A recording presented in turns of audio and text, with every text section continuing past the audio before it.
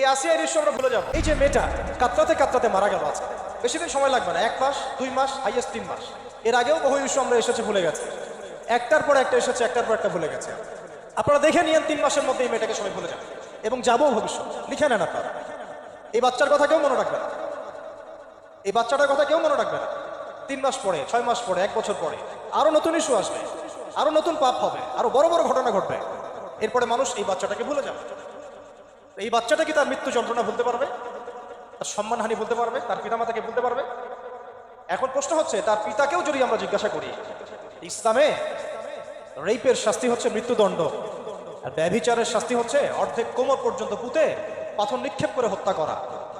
এবং বিবাহিত ব্যক্তি হলে এই শাস্তি, অবিবাহিত হলে 100 বেত্রাঘাত, 1 বছরের নির্বাসন এবং সমাজ থেকে বয়কট করা। আর ধর্ষণ হলে সরাসরি মৃত্যুদণ্ড। 3 মাস সময় লাগার কথা না, 3 দিনের মধ্যেই করা সম্ভব। এটা শরিয়া আইন, এটা আল্লাহ রাব্বুল আলামিনের শরিয়া বিধান। এখন তারাও কি এটাতে রাজি হবে? যারা শোক প্রকাশ করছেন তারা কি এই বিধানটা কার্যকর করতে রাজি হবে? ধর্ষককে সবার সামনে প্রকাশ্যে মৃত্যুদণ্ড দেওয়া হোক, শরিয়া আইন কার্যকর করা হোক, রাজি হবে না।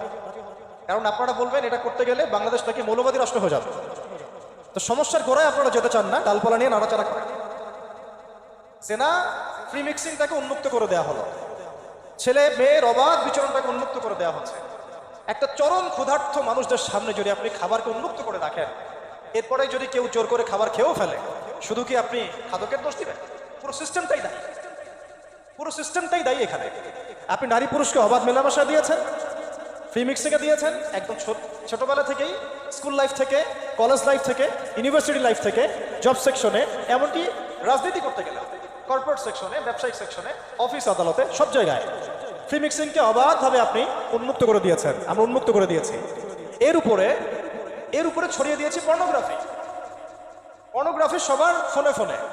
পর্নোগ্রাফি দেখতে থাকলে একটা মানুষ বাচ্চাকে না, কয়েকদিন পরে পশুর সাথেও জেনা করতে পারে।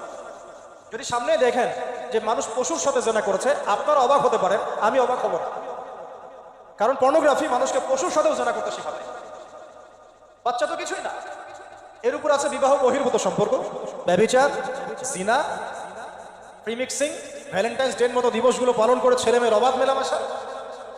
আর এই জেনাগুলোকে আমরা বলছি কাছে আসার গল্প, যেখানে ওর উপরে 100 বেত্রাঘাতের শাস্তি অলরেডি মজুদ হয়ে গেছে।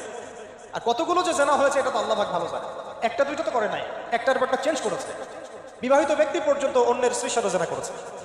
আর এটা তো ধর্ম তো অনেক বড় বিষয়, ধর্ম তো অনেক বড় বিষয়। এটা মানবতা বিরোধী অপরাধ, এটা থেকে মানবতা বিরোধী অপরাধ।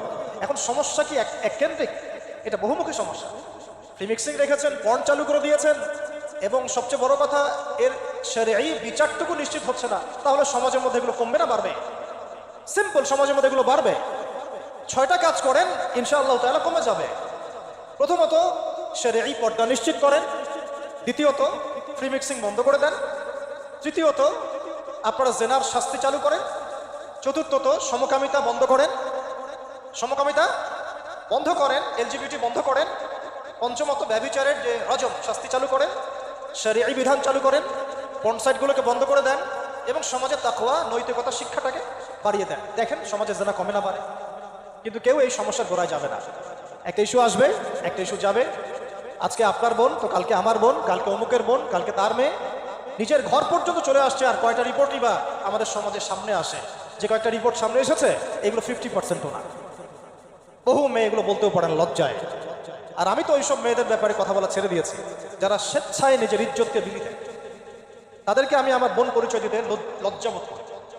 সমাজ থেকে গায়রত, ব্যক্তিত্ব, পর্দা, শালীনতা, হিজাব এগুলো উঠিয়ে দেওয়া হয়েছে। আপনারা কি দ্বীনি অঙ্গনের তসলিমা নাসরিন হতে চান নাকি? তারা কি দ্বীনি অঙ্গনের তসলিমা নাসরিন হতে চান? কেন আপনি একটা ছেলের সাথে হারাম সম্পর্কে জড়াবেন? কেন প্রেম করতে যাবেন? কেন আপনি তার সাথে বাইকে করে ঘুরতে যাবেন? কেন আপনি আপনার বন্ধুদের সাথে ফ্রি মিক্সিংয়ে ঘুরতে চলে গেলেন? 3 দিনের রাস্তা, 7 দিনের রাস্তা, 10 দিনের রাস্তা, অথচ আপনার উপর হজও ফরজ না মাহারাম ছাড়া।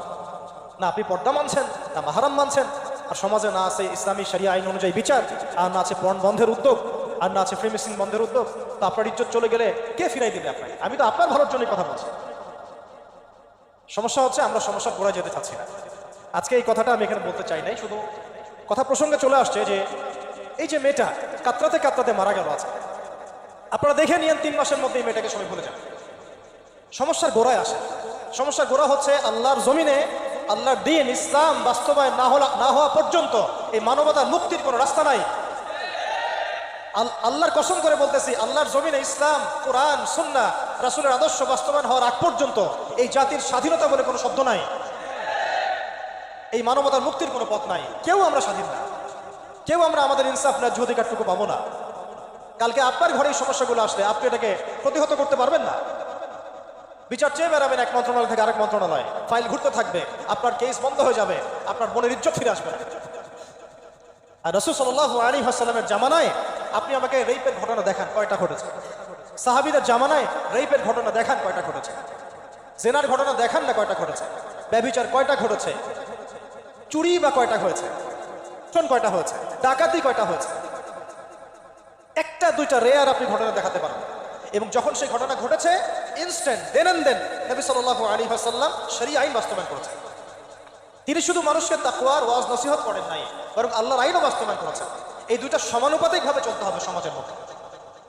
শুধু তাকওয়ার ওয়াজ করে সব বন্ধ করা যাবে না, আইনও বাস্তবায়ন করতে হবে। তখন দেখবেন সমাজ সমান্তরালভাবে চলবে। একটা আলোকিত সমাজ বিনির্মাণের দিকে আমরা হাঁটতে পারবো ইনশাআল্লাহ। শুধু আমি ওয়াজ করে যাব, আইনের কোনো বাস্তবায়ন নাই, আবার আইন বাস্তবায়ন নিয়ে কথা বলবো, তাকওয়ার কোনো সমাজ নাই, এভাবে হবে না। দুটো একসাথে চলতে হবে। আমরা দুটো থেকেই সমাজকে বিচ্ছিন্ন করে ফেলছি। স্কুল লাইফ থেকে তাকওয়ার শিক্ষাটাকে আস্তে আস্তে শেষ করে ফেলছি। আমি তো দেখালাম তাকওয়া তো শিখবেন আপনি কোরআন থেকে, হাদিস থেকে, সিরাত থেকে, সেটাই তো আমরা পড়ি নাই। আমি চ্যালেঞ্জ করতে পারি আমাদের স্টুডেন্টদেরকে, আল কোরআনুল কারীমের 10টা সূরার অর্থ তারা বলতে পারবে, হাদিসের মধ্যে 100টা হাদিস তারা মুখস্থ বলতে পারবে। রাসূল সাল্লাল্লাহু আলাইহি ওয়াসাল্লামের পবিত্র জীবনী তারা 20 বছরে একটা কিতাবও একাডেমিক্যালি পড়েন নাই। ইসলামের ইতিহাসের একটা কিতাব একাডেমিক্যালি পড়ানো হয় নাই। তাজকিয়া সংক্রান্ত একটা কিতাব পড়ানো হয় নাই। ফিকহের উসুলে ফিকহ ছাড়া আপনি কিভাবে চলবেন? ফিকহের একটা কিতাব পড়ানো হয় নাই। তাহলে এই জাতিটাকে আপনি কিভাবে ইসলামের দিকে নিয়ে আসবেন? শিক্ষা ছাড়া। শিক্ষা না থাকলে, ইলম না থাকলে আমল কিভাবে আসবে? আমল না থাকলে তাজকিয়া কিভাবে আসবে? তাজকিয়া না থাকলে আত্মশুদ্ধি কেমনে আসবে? আর কিভাবে আমরা সৎ পথে থাকবো, অসৎ পথ থেকে দূরে থাকবো? কিভাবে আমাদের মধ্যে আল্লাহ ভীতি জাগ্রত হবে? আর আল্লাহ ভীতি যদি জাগ্রত না হয়, আমি গুনাহ থেকে কেন দূরে থাকবো? যার মধ্যে আল্লাহর ভয় নাই সে গুনাহ থেকে কেন দূরে থাকবে? তার মধ্যে তো আল্লাহর ভয় নাই। তা আমরা তাকওয়া বিবর্জিত সমাজ প্রতিষ্ঠার দিকে এত মেহনত করেছি বিগত প্রায় 50, 60, 70 বছর থেকে। কিন্তু আগামীর বাংলাদেশে আমরা এটা আর দেখতে চাই না। আমরা আগামীর বাংলাদেশে দেখতে চাই প্রত্যেকটা সেক্টরে যেন তাকওয়া নিশ্চিত হয় এমন ব্যবস্থা গ্রহণ করতে হবে। এবং একই সাথে আল্লাহ রাব্বুল আলামিনের জমিনে আল্লাহর বিধানগুলো বাস্তবায়ন করতে হবে।